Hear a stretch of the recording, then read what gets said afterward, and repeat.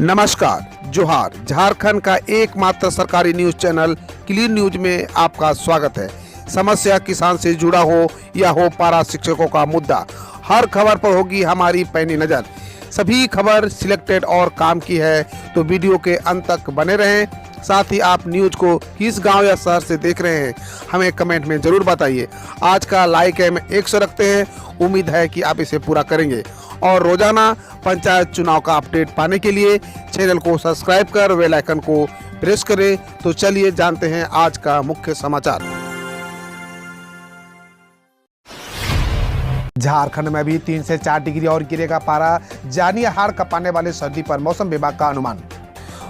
मौसम विभाग के अनुसार राज्य के अधिकांश हिस्सों में अगले 24 घंटे में तापमान 3 से 4 डिग्री तक गिरेगा। मौसम केंद्र से मिली जानकारी के मुताबिक हिमालय क्षेत्र में बर्फबारी से उत्तर दिशा से आ रही सर्द हवा के चलते राज्य के आधा दर्जन से अधिक जिलों में न्यूनतम तापमान 5 डिग्री से नीचे चला गया है। बताया जा रहा है कि अगले 24 घंटे के दौरान झारखंड के उत्तरी और मध्य भाग में न्यूनतम तापमान 1 से 2 डिग्री और दक्षिण भाग में स्थिति पूरब एवं पश्चिमी सिंहभूम जिले सरायकेला, खरसवार, सिमडेगा में पारा 3 से 4 डिग्री तक नीचे जा सकता है।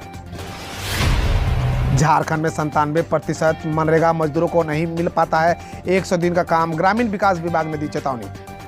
झारखंड में मनरेगा योजना पूरी तरह सफल नहीं हो पाई है। हाल ही में जारी हुए आंकड़े बताते हैं कि राज्य में मनरेगा फेल रहा है। इन आंकड़ों के मुताबिक चालू वित्तीय वर्ष में मनरेगा के तहत 100 दिन का काम करने वाले मजदूरों की संख्या महज 2.4% है। अगर झारखंड में कुल जॉब कार्डधारी के आंकड़े पर गौर करें तो ये 45,80,239 का है। मनरेगा के तहत सरकार ने सभी जॉब कार्डधारी को 100 दिन का काम मुहैया कराने का लक्ष्य रखा है। अब ऐसे में 1 अप्रैल 2021 से 14 जनवरी 2022 तक की बात करें तो मनरेगा के तहत काम पर जाने वालों की संख्या 54,041 है। झारखंड में 4 लाख परिवारों का छीन जाएगा राशन कार्ड, जानिए क्या है वजह। झारखंड सरकार 4 लाख राशन कार्ड रद्द कर देगी। 4 लाख वैसे राशन कार्डधारी है जिन्होंने पिछले 8 से 10 महीने के दौरान राशन का उठाव ही नहीं किया। झारखंड सरकार के वित्त एवं खाद्य आपूर्ति विभाग डॉक्टर रामेश्वर उरांव ने यह जानकारी दी है। डॉक्टर उरांव ने अपने आवास पर पत्रकारों से बातचीत में कहा कि सरकार इसके पहले 1 लाख राशन कार्ड रद्द कर चुकी है। 4 लाख राशन कार्ड रद्द करने पर यह आंकड़ा 5 लाख हो जाएगा। झारखंड में योजनाओं की हकीकत, सीएम हेमंत के हाथों मिले चेक, अधिकारी कर रहे हैं खेल, बेचारा लाभुक। झारखंड में योजना के नाम पर धोखा देने का खेल चल रहा है। लाभुक सरकार की योजना मिलने के बाद भी खुद को ठगा हुआ महसूस कर रहे हैं। हैरान करने वाली बात यह है कि मुख्यमंत्री हेमंत सोरेन के हाथों वितरण की गई योजना के बावजूद लाभुकों के हाथ खाली है। मुख्यमंत्री रोजगार सृजन योजना के तहत लाभुकों को हेमंत सोरेन के हाथों मिली 50,000 रुपये की डम्बी चेक का क्या है हकीकत, इस खास रिपोर्ट में पढ़िए। झारखंड में मुख्यमंत्री रोजगार सृजन योजना को लेकर हेमंत सोरेन सरकार हर दिन नए दावे कर रही है। योजना के तहत रोजगार के लिए दी गई जाने वाली राशि से भविष्य को संवारने का दावा किया जा रहा है। आपके अधिकार आपकी सरकार आपके द्वार कार्यक्रम में मुख्यमंत्री रोजगार सृजन योजना के तहत कई जवान लाभुकों को 50,000 रुपये तक का चेक बांटा, पर क्या ये सरकारी चेक कैश हो पाए हैं? क्या लाभुकों को इस पर राशि मिल पड़ा है? गिरिडीह में करोड़ों की लागत से बन रहा है सेप्टिक वेस्ट मैनेजमेंट प्लांट, अब शहर दिखेगा चकाचक। झारखंड के गिरिडीह जिले में कचरे की समस्या से लोग परेशान हैं। शहर में कूड़े कचरे को कहीं भी फेंका जा रहा है। इस वजह से जल, भूमि और वायु प्रदूषण फैलने की आशंका बढ़ रही है। हालांकि इन समस्याओं को देखते हुए करोड़ों की लागत से जिले में बेगाबाद प्रखंड स्थित मोतीलेदा पंचायत में सेप्टिक वेस्ट मैनेजमेंट प्लांट का निर्माण किया जा रहा है। इसका मुख्य उद्देश्य शहर की साफ सफाई से निकले कचरे को प्रबंधन पर जल, वायु और भूमि प्रदूषण को फैलने से रोकना है। झारखंड पंचायत चुनाव में मतदाता सूची का अंतिम प्रकाशन 7 फरवरी को, उम्मीदवारों की राशि तय, जानिए अपडेट। झारखंड पंचायत चुनाव कब होंगे इसको लेकर अब तक कोई स्पष्टता नहीं हो पाई है, लेकिन निर्वाचन आयोग के सूत्रों के अनुसार मार्च में चुनाव कराए जा सकते हैं। खबर यह है कि इसके लिए निर्वाचन आयोग लगातार तैयारियों में जुटा हुआ है। इस बीच झारखंड राज्य निर्वाचन आयोग ने इस साल होने वाले त्रिस्तरीय पंचायत चुनाव को लेकर मतदाता सूची विखंडीकरण का आदेश जारी कर दिया है। साथ ही 1 जनवरी 2022 की अर्हता तिथि के आधार पर भारत निर्वाचन आयोग द्वारा 5 जनवरी को प्रकाशित अंतिम मतदाता सूची के आधार पर पंचायत चुनाव को लेकर मतदाता सूची तैयार करने को लेकर आवश्यक कार्रवाई करने का कहा है। झारखंड में 31 जनवरी तक के लिए बढ़ा सेमी लॉकडाउन, जारी रहेंगी पूर्व की पाबंदियां, हेमंत सरकार ने लिया फैसला।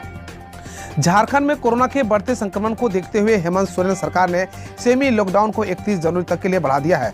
पाबंदियां पूर्व की तरह लागू रहेंगी। राज्य में हेमंत सोरेन सरकार द्वारा 15 जनवरी तक की पाबंदियां लगाई गई थी। इन पाबंदियों के तहत अब 31 जनवरी तक के लिए बढ़ा दिया गया। आपको बता दें कि कल शुक्रवार की आपदा प्रबंधन प्राधिकार की बैठक हुई थी, लेकिन इन्हीं कारणों से वह बैठक स्थगित हो गई थी। झारखंड के हेमंत सोरेन सरकार राज्य में कोरोना के बढ़ते हालात को देखते हुए 3 जनवरी को ही आपदा प्रबंधन प्राधिकार की बैठक में कई तरह की पाबंदियां लागू की थी। 15 जनवरी 2022 तक ये पाबंदियां लागू थी, यानी इसकी आखिरी तारीख थी। इसको देखते हुए शनिवार को सीएम हेमंत सोरेन बैठक कर सेमी लॉकडाउन 31 जनवरी तक के लिए बढ़ा दिया है। 26 जनवरी से पेट्रोल खरीदकर 25 रुपये की छूट। सीएम हेमंत सोरेन ने कहा 10 दिन में करें ये काम। झारखंड के मुख्यमंत्री हेमंत सोरेन ने 26 जनवरी से पहले पेट्रोल ऐप बनाने का निर्देश दिया है। राज्य सरकार ने 26 जनवरी से राशन कार्डधारी परिवारों को पेट्रोल की खरीद पर प्रति लीटर 25 रुपये छूट की घोषणा की है। सीएम ने शुक्रवार को इस योजना को अमली जमा पहनाने के लिए कार्य प्रगति की उच्च स्तरीय समीक्षा की। इसी अवसर पर सीएम ने कहा कि पेट्रोल की कीमत बढ़ने से सबसे अधिक असर गरीब, मजदूर, किसान और मध्यम वर्ग के परिवारों को हुआ है। धनबाद में जज की हत्या मामला, हाईकोर्ट ने फुटेज दिखाकर सीबीआई से पूछा किस आधार पर मोबाइल चोरी के लिए हत्या की आशंका जता रहे हैं। झारखंड हाईकोर्ट ने धनबाद के जज उत्तम आनंद से मोबाइल छीनने के लिए धक्का मारकर हत्या करने के एंगल को खारिज कर दिया है। हाईकोर्ट ने कहा कि सीबीआई को यह दावा या आशंका सही नहीं है। सीबीआई समय लेने के लिए नई कहानी गढ़ रही है। सुनवाई के दौरान अदालत ने सीबीआई के अधिवक्ता और केस के अनुसंधान अधिकारी को घटना का सीसीटीवी फुटेज दिखाकर पूछा, इसे मोबाइल लूटने का प्रयास या लूटते कुछ भी नहीं है। अगर मोबाइल छीनने की मंशा होती तो ऑटो में सवार लोग ऐसा करते, लेकिन ऑटो में सवार लोगों ने जज को टक्कर मारा और ऑटो लेकर चले गए। 30,000 क्विंटल धान की हो चुकी है खरीद, नहीं हो रहा है उठाव। गोड्डा में मिलरों की ओर से धान का उठाव नहीं किए जाने से धान अधिप्राप्ति केंद्रों में धान का सरकारी क्रय प्रभावित हो गया है। कई किसान पंजीकरण कराने के बाद भी एमएसपी पर धान की बिक्री नहीं कर पा रहे हैं। जिले में अब तक 30,000 क्विंटल धान का क्रय हुआ है। मेहरमा के शंकरपुर पैक्स में और ठाकुरगंटी की चांदा पंचायत अंतर्गत यशोदवाला कैंप में गोदाम भर चुके हैं। यशोदवाला पैक्स के संचालक रंजन कुमार सिंह के अनुसार यहां करीब 12,000 क्विंटल धान का क्रय एमएसपी पर हुआ है। पंचायत चुनाव पर दीपक प्रकाश ने हेमंत सरकार की मंशा पर उठाए सवाल, कहा कोरोना तो बहाना। राज्य में पंचायत चुनाव कराने के मुद्दे पर हेमंत सोरेन की मंशा को लेकर भाजपा ने सवाल उठाया है। शनिवार को प्रदेश अध्यक्ष और सांसद दीपक प्रकाश ने कहा कि राज्य सरकार टाल मटोल का रवैया अपनाए हुए है। गांव के जमीनी मुद्दों से सरकार मुंह चुरा रही है। इससे डर है कि पंचायत चुनाव होंगे तो लोग झारखंड मुक्ति मोर्चा, कांग्रेस, राजद की सरकार को जबरदस्त झटका देंगे। चुनाव पहले दलीय आधार पर नहीं होंगे, पर सरकार जानती है कि लोग इन पार्टियों द्वारा समर्थित उम्मीदवारों के खिलाफ मतदान करेंगे। कोरोना संक्रमण को देखते हुए झारेरा कोर्ट 20 तक हुआ बंद। कोरोना संक्रमण को देखते हुए Jharkhand real estate regulatory authority यानी झारेरा कोर्ट को 1 हफ्ते के लिए बंद कर दिया है। कोर्ट में फिलहाल सुनवाई नहीं होगी। ऐसे में बिल्डरों द्वारा ठगे गए लोगों को फिलहाल न्याय के लिए इंतजार करना होगा। वहीं कोर्ट के संचालन को लेकर नई गाइडलाइन आने के बाद ही फिजिकल कोर्ट में सुनवाई होगी। झारखंड के मेडिकल कॉलेजों में शिक्षकों की होगी बहाली। झारखंड के मेडिकल कॉलेज में शिक्षकों की बहाली होने जा रही है। झारखंड के मेडिकल कॉलेजों में असिस्टेंट प्रोफेसर की नियुक्ति के लिए 22 विषयों में कुल रिक्तों की संख्या बढ़ाकर 110 कर दी गई है। जेपीएससी ने नियुक्ति की विस्तृत जानकारी उपलब्ध करा दी है। अभ्यर्थी 8 फरवरी 2022 तक ऑनलाइन आवेदन कर सकते हैं। कांग्रेस विधायक के बिगड़े बोल, कहा कंगना के गाल जैसी सड़कें बनाएंगे। झारखंड के जामताड़ा से कांग्रेस विधायक इरफान अंसारी ने अपने बिगड़े बोल को लेकर अक्सर सुर्खियों में रहते हैं। इस बार उन्होंने कंगना रनौत को लेकर कमेंट कर दिया है। उन्होंने कहा कि कंगना के गाल से भी ज़्यादा चिकनी सड़कें बनाएंगे। हालांकि इरफान अंसारी बाद में बताया कि मेरी जुबान फिसल गई थी, इसलिए ऐसा बोल दिया था। मैं विश्वास दिलाता हूँ ये 14 महत्वपूर्ण सड़कें हैं। ये फिल्म अदाकारा जो कंगना रनावत है, उनकी गाल से भी चिकनी सड़कें मैं बनाने जा रहा हूँ। और हमारे आदिवासी बाल बच्चे उसमें चलेंगे, युवा वर्ग चलेगा, व्यवसाय चलेंगे, चकाचक सड़कें बनेगा। ये 14 महत्वपूर्ण सड़कें हैं। ये फिल्म अदाकारा जो कंगना रनावत है, उनकी गाल से भी चिकनी सड़कें मैं बनाने जा रहा हूँ। और हमारे आदिवासी बाल बच्चे उसमें चलेंगे, युवा वर्ग चलेगा, व्यवसाय चलेंगे, चकाचक सड़कें बनेगा। आप खबर देश विदेश और देश की विभिन्न योजनाओं से 5 राज्यों में चुनावी रैलियों और रोड शो पर प्रतिबंध को 22 जनवरी तक बढ़ाया गया। कोविड-19 के बीच चुनाव आयोग ने उत्तर प्रदेश, उत्तराखंड, मणिपुर, पंजाब और गोवा में चुनावी रैलियों और रोड शो पर प्रतिबंध को 22 जनवरी तक बढ़ा दिया गया है। इससे पहले 15 जनवरी तक ये प्रतिबंध लागू था।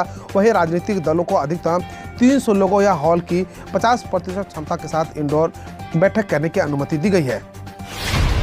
कोविड-19 के कारण पश्चिम बंगाल निकाय चुनाव स्थगित, अब 12 फरवरी को होगा मतदान। पश्चिम बंगाल राज्य चुनाव आयोग ने कोविड-19 की स्थिति को देखते हुए 4 नगर निकायों के चुनाव को स्थगित कर दिया है। चुनाव 22 जनवरी को होना था, लेकिन अब 22 फरवरी को सुबह 7 बजे से शाम 5 बजे तक बीच होगा।